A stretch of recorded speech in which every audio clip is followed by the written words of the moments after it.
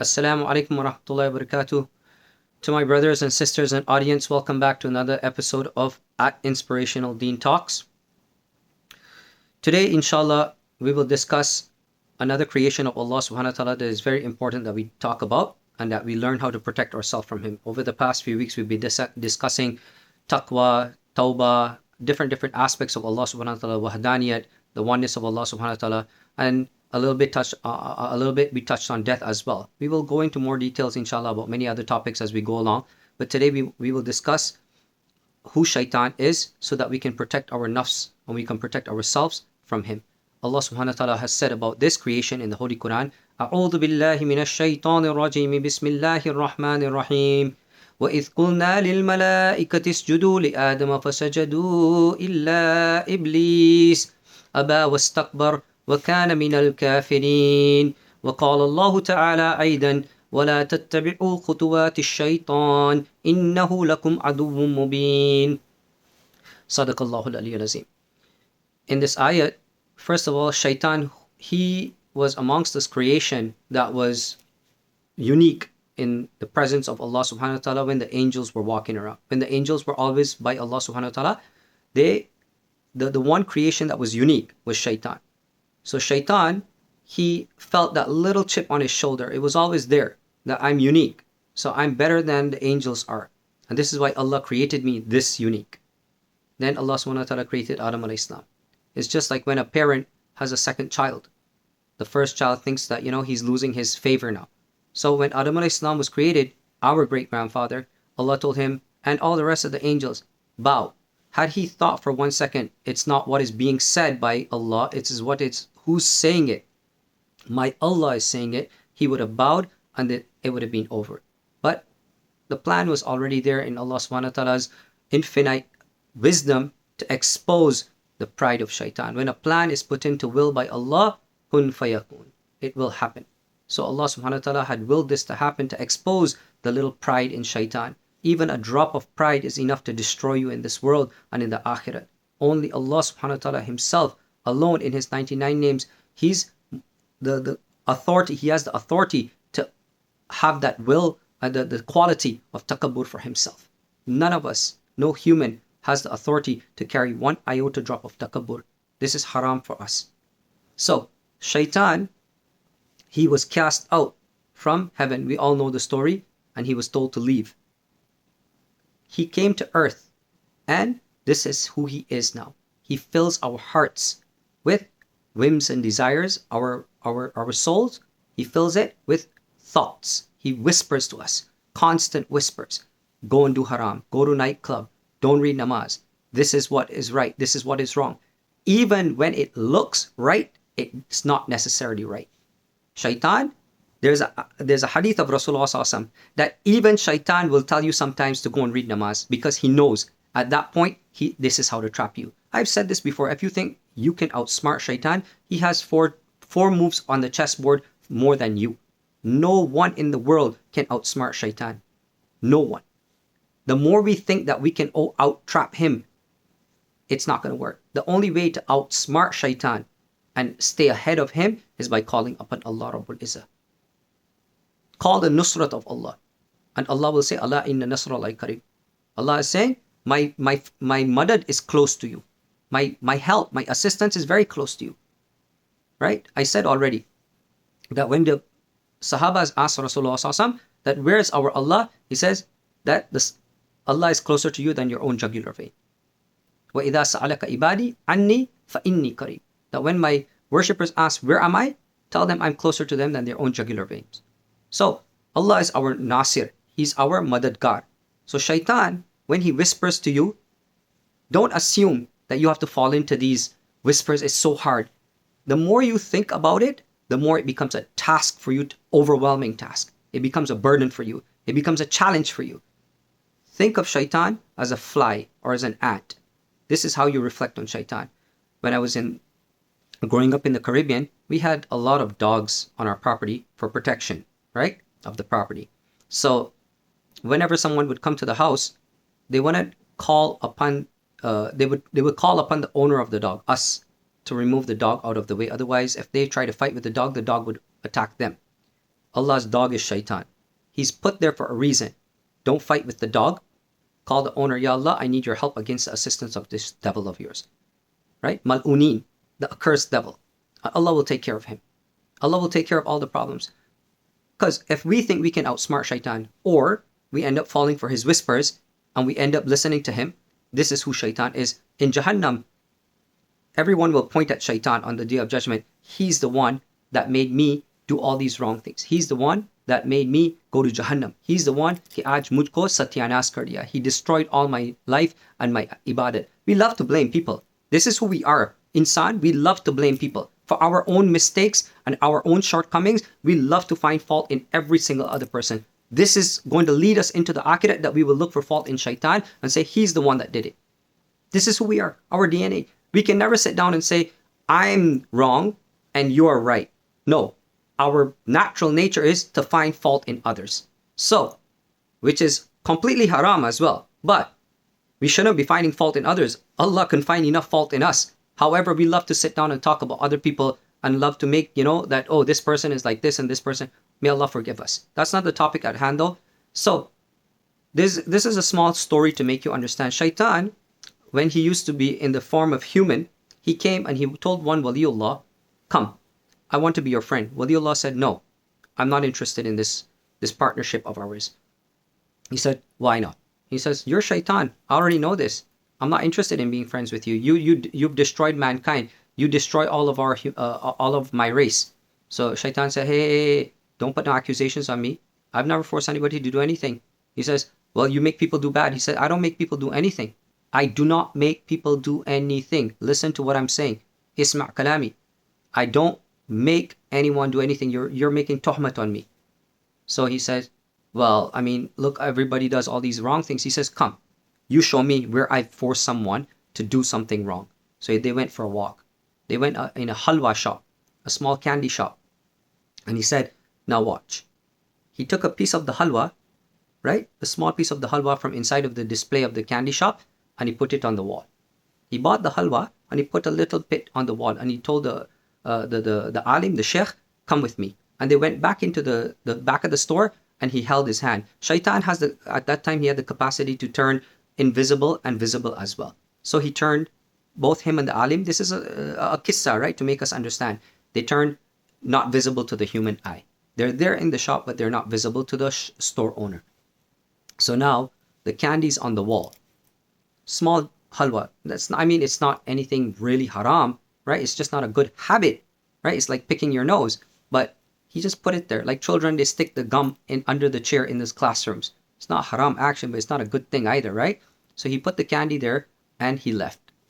Took the sheikh and they went back into the back of the shop and they became invisible to everybody. Now, a fly came and sat on this piece of halwa. And the fly is sitting on the halwa, sucking the halwa, the sweetness, which is the natural nature of a fly. If you leave candy or anything out in the kitchen, flies come, right? And the shop had a crack in the wall. The candy store had a crack in the wall. And within that crack in the wall resided a lizard. A lizard's food is this fly. He's been eyeing this fly sitting on this halwa. And the owner of the store, he had a pet cat. The owner of the store, the halwa store, had a pet cat, and it was sitting, cats, they love to sit on the counter and love to just splay and just like lie down and enjoy the basking the sun. So the window's open, he's enjoying the basking of the sun. This lizard, and a cat's nature is when something moves quickly, it's alert. For those of you that own cats, you see the cat jumps at anything that jumps quickly. The lizard ran out of the hole that it was hiding in, the crack in the wall, to eat the fly. As it ran, right then, a person came into the store to buy something, and he had a dog with him. He had a big dog with him. Watch, you know where this is going, because dog's nature you know as well. As this intermediate motion is happening, the lizard is running to go and grab the fly off the wall to eat it. The cat jumps off the counter when he sees the movement of the fast lizard. He jumps to grab the lizard. The dog sees the action of the cat, pounces on the cat. Dog's teeth are big. He kills the cat. The owner of the store gets like shocked that his pet has been killed. He took out his weapon and he shot the owner of the dog. What just happened there? Right? What just happened there? In a blink of an eye, look what happened. Shaitan then said, tell me where I made that man shoot that man. The alim was taken aback. He was shocked. All I did was put candy on the wall. Did I force that guy to take out his weapon and shoot the other guy? No. I didn't do nothing. I didn't force no one. All I did was whispers. All I do is whispers. It is your job to call upon your creator to ask for help. Like 911. You call Allah subhanahu wa ta'ala to clean the whispers of shaitan. Khutuwati shaitan. Ya Allah, clean those whispers of shaitan out from my heart. Shaitan, if we make him to be a big giant, he will be a big foe, a big nemesis. But he's not. It's not hard to defeat him. But for a lot of people, it is a task and challenge because we're stuck in that perpetual, like I've said, in that perpetual loop of guna. So shaitan, he fools us. We make us istighfar, he tricks us again. We make us istighfar, he tricks us again. Until at one point, he also comes to the young. You're young, you don't need to pray right now. Wait till you get a little bit older. Right? Then Allah will accept your worship. You're so young, enjoy life. So he comes to you when you're young, and now you're enjoying life, doing all the haram, committing all the sin. When at that time, if you in your youthhood worship Allah subhanahu wa ta'ala, your one special place is under the arsh of Allah on Yawmul Qiyamah. You will be protected under the arsh of Allah subhanahu wa ta'ala. Right? So, you wasted your youthhood. Second of all, you reach middle age now.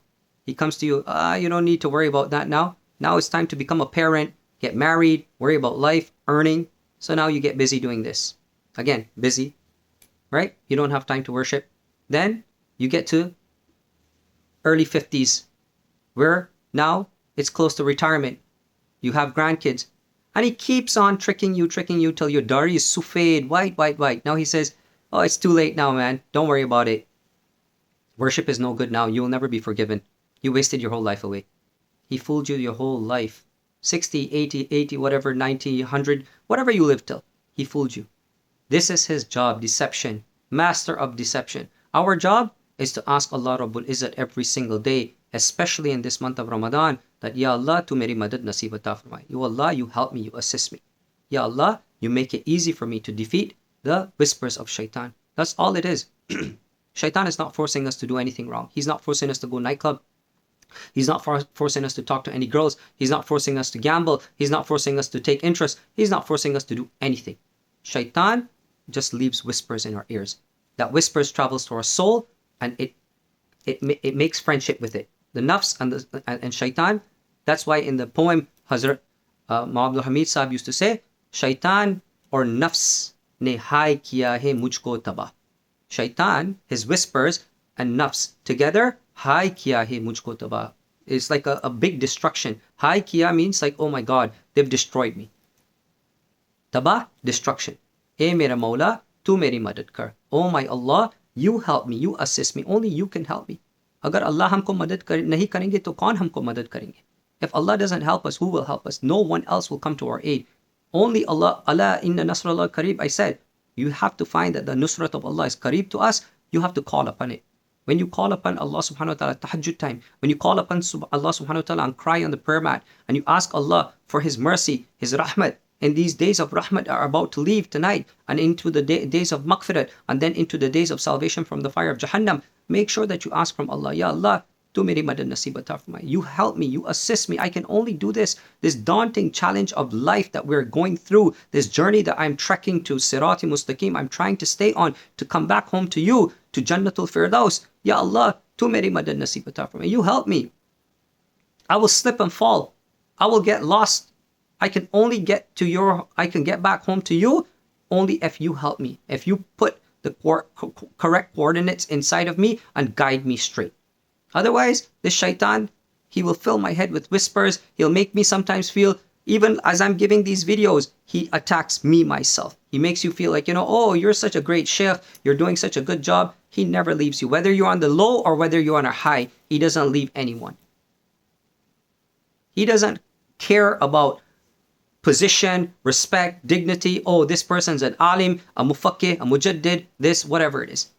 Mufti or not, alim or not, he doesn't care about these things. What his job is? Destruction. Our soul corrupted so that we can end up in Jahannam alongside him. And we can't blame him at that point. There's not, like I said, our nafs is naturally going to blame him. He's going to say, did I force you? Did I force you to do anything? No, he didn't. He did not force us. All we did was acted upon his whispers. We acted upon his whispers, and that is our fault. We don't have to act upon anything he says. The command of Allah is not a whisper. The command of Allah is prevalent in front of us. It's in the Quran. It's clear that if you do upon what you said, like I said, إِنَّ الَّذِينَ آمَنُوا وَعَمِلُوا الصَّالِحَاتِ. I said this already. If you have iman and you do amal salihat, lahum jannatul firdaus nuzula. That for you will be a jannatul firdaus that you will stay in forever. خالدين فيها لا يبغون عنها حولا. You will never come out from this. خالدين فيها, you will stay in this forever.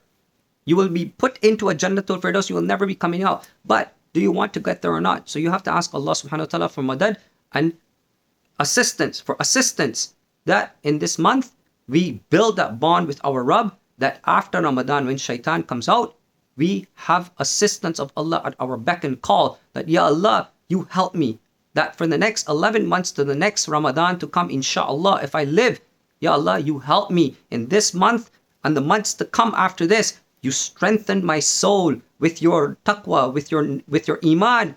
The essence of getting into Jannah becomes easy for me. It becomes that I feel ashamed to do gunai kabira or sagira. I feel ashamed to do anything wrong in front of you. And then you will see righteous deeds just flow from you one after the next with the taqwa, with humility, with humbleness coming out of you. This is our maqsad, and this is how you defeat Shaitaan. You want to know how to stay away from Shaitaan? Ask Allah subhanahu wa ta'ala for help. Don't do it by yourself. May Allah subhanahu wa ta'ala accept me, you, and all of our humble efforts, that in this month we get forgiven, we find the salvation of we get mercy as well, and we find the salvation from Jahannam as well. May Allah subhanahu wa ta'ala give us all the ability to accept our du'as, make du'a first of all. He give us the ability to make dua, and that He accept our du'as in this month, and He remove all uncleanliness from our souls and our hearts and our thoughts and our minds, and keep us pure, that we may find our way back to Jannah. Jazakallah khair. Wa akhiru da'wana anil hamdulillahi rabbil alameen.